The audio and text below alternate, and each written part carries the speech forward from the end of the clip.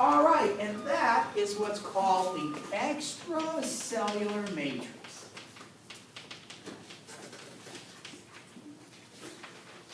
Once again, we did go through some of this in cell biology, or the ECM for short. Okay. What is it and what good is it? Okay, it's got numerous kinds of roles. As a matter of fact, if you come down to it, you could say that production of this stuff, or the ability to produce extracellular matrix, is actually a prerequisite for multicellular life on this planet. And in animals, this appears to go back some 650, possibly 700, maybe even a little bit more years ago. The fossil record, we see things about 650 or so million years ago that are clearly multicellular organisms. Genetic evidence suggests that the first multicellular animals may date back 700 to 750 million years ago. Multicellular plants go back further than that, probably a billion and a half years ago. But all this ability, one of the critical things to make a multicellular organism, is dependent on different versions of this stuff. So what is the extracellular matrix? Well, the term extracellular means outside the cell, and matrix is something, stuff. What it is secreted proteins and polysaccharides. Cells produce the stuff, and of course they make this in that endoplasmic reticulum, Golgi apparatus, what's sometimes called the secretory pathway. Proteins that go into this are processed in the ER and the Golgi. The polysaccharides and lipids are synthesized there, and then all this stuff gets secreted outside of the cell. So,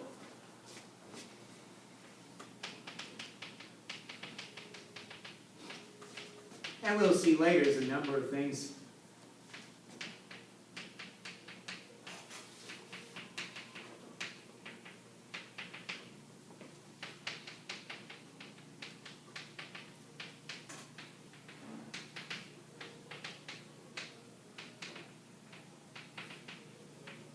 Now, we've already seen in the lab an example of that.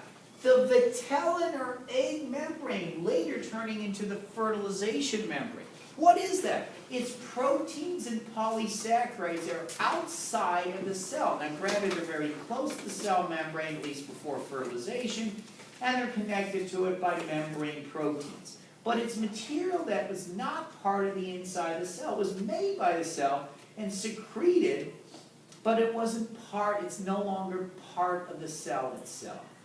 It's extracellular, outside the cell. That's just one example. Okay, so you have cells, and then this layer of secreted stuff.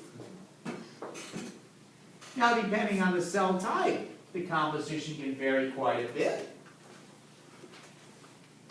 How thick it is can vary quite a bit. Many cells have a very thin layer of this stuff. Other cells, you have mostly this stuff and very few cells in it. And we give examples of this type of stuff. Think of plants and fungi and some produce. They have, what do they have that we don't? Cell walls, yes. What are cell walls made of? What do they make plant cell walls like? Chitin for fungi, and cellulose plus other things like lignins and stuff like that for plants. Okay, so what are these? Various kinds of molecules, especially polysaccharides. They're outside the cell, they surround the cell. So, cell walls are a form of extracellular matrix.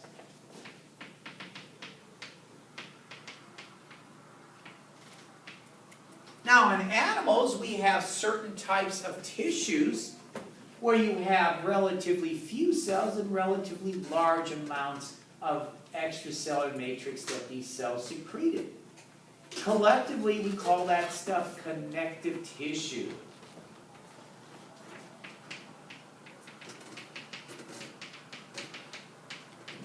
That includes things like ligaments, fascia, those flat sheet-like things. If you ever had a piece of liver, you sometimes get that. Or beef brisket will do that. And what's that other stuff that Latinos like, I think, but most people don't. That is almost entirely, you have this sheet of silvery connective tissue and the meat's underneath that. I forgot what that stuff is. Those connective tissue sheets. Okay, you have that. Tendons. Basic cartilage. So that's F-A-C-I? Oh, I think it's F-A-S-C-H. I think that's the right spelling. I don't know. Okay. Sheets, it's a sheet-like connective tissue found surrounding organs and stuff. Okay, so those kinds of things. Okay, now, also other kinds of things.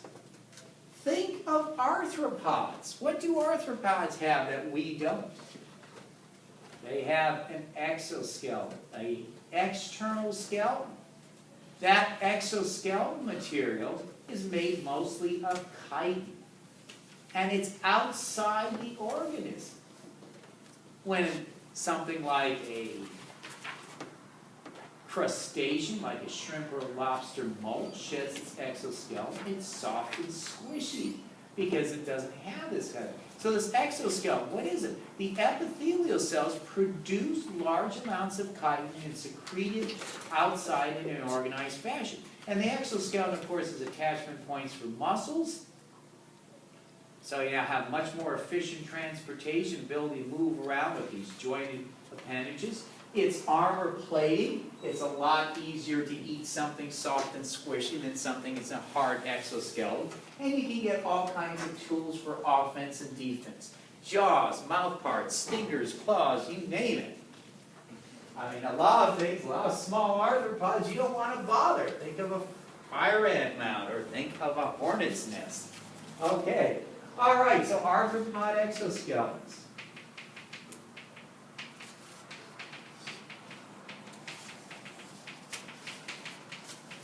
If you look at cnidarium, like a jellyfish or sea anemone, it's basically 3 layers of cells. You have a single epithelial cell layer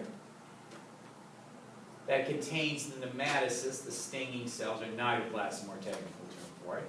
Okay, you have that inner cell layer, the gastrovascular cavity, of mostly secretory and digestive cells. In other words, they secrete enzymes, digest the food, and then they take in the nutrients and stuff. And then all that stuff in between those 2 cell layers, what we call the mesoglia, or jelly, is mostly extracellular matrix with a limited number of cells inside it.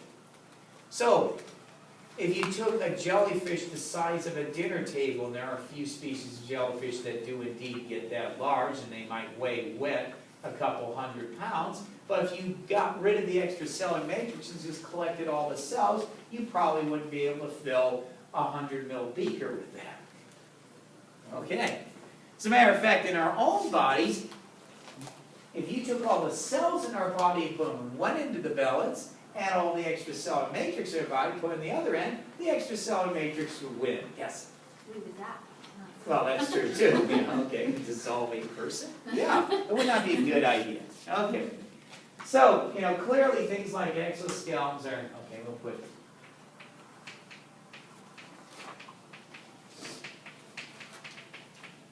So we see a number of these different kinds of things that are extracellular matrix. Now, one version of it is certain kinds of extracellular matrix have an amazing ability. Proteins and polysaccharides, in some forms of extracellular matrix, have the ability to tightly bind inorganic ions from the environment, whether it's the bloodstream or whether it happens to be seawater or fresh water or what have you. They can not only bind these ions, they can organize them and crystallize them to make mineral crystals. So we can have what we would call mineralized extracellular matrix. Is this just a different type?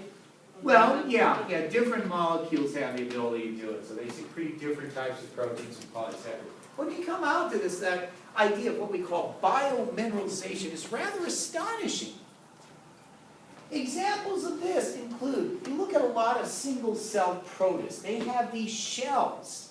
Think of diatoms, think of dinoflagellates, think of radiolarians and those kinds of things. They have these external shells, they're secreted. What they do is to secrete the proteins and polysaccharides. First, these bind these ions and crystallize them into unique patterns. So that includes things like proteus shells and the shell proteus. And of course, some of these things have spectacularly intricate patterns when you look at them under a microscope, all genetically determined. Other examples, mollusks. What's the shell of a mollusk, a shellfish made of? It's calcium phosphate and or calcium carbonate. And it's crystallized in a particular pattern to make that shell. And there are proteins and polysaccharides in that stuff. So mollusk shells. And this material is secreted by epithelial cells in the tissue they call the mantle. Once again, they secrete this protein polysaccharide matrix that binds a calcium phosphate or calcium carbonate. I think most mollusk shells are calcium carbonate based. But they bind these things, form specific, large, very high quality crystals, and then they have this material, the proteins and polysaccharide, in as well. So that's pretty remarkable stuff. Now, many animals do this, and we make what's called bone.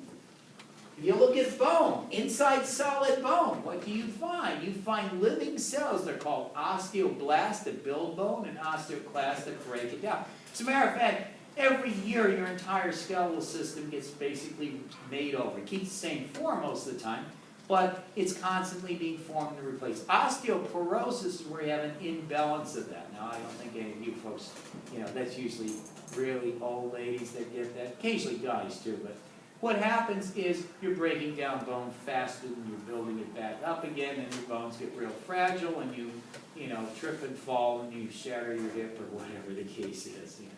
Okay, so that's an interesting, but let's do a little mental experiment about some of the aspects about using bone as an example, about these kinds of materials.